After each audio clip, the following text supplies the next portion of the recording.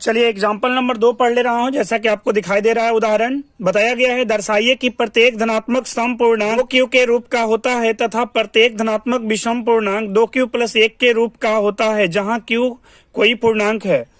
तो चलिए इनको हल करने के लिए, जैसा कि आपको दिखाई दे रहा है स्क्रीन पे, मैं लिख चुका हूं यहाँ पे, माना कि a कोई धनात्मक पूर्णांक है तथा b बराबर 2 है। तो इस कंडीशन में ध्यान देंगे, तो जैसे कि 2 से यदि हम भाग दें a में, तो q के रूप में भागफल प्राप्त होगा और r के रूप में शेषफल प्राप्त होगा। यदि हम यूक्लिड विभाजन एल्गोरिथम में यदि इन्हें लिखें, तो यूक्लिड विभाजन एल्गोरिथम के रूप में लिखें तो इस प्रकार से हो जाएगा, a बराबर 2q प्लस r, कुछ इस रूप में निकल जाएगा। तो चलिए इनको हम इसी प्रकार से यहां लिख ले यूक्लिड विभाजन एल्गोरिथम से। तो चलिए यहां पे हम लिखेंगे यूक्लिड विभाजन एल्गोरिथम से,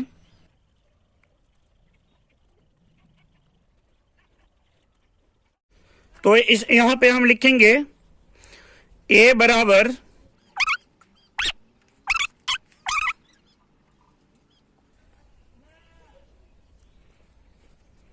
r बराबर 0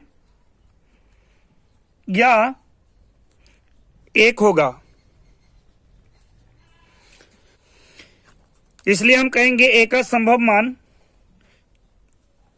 a का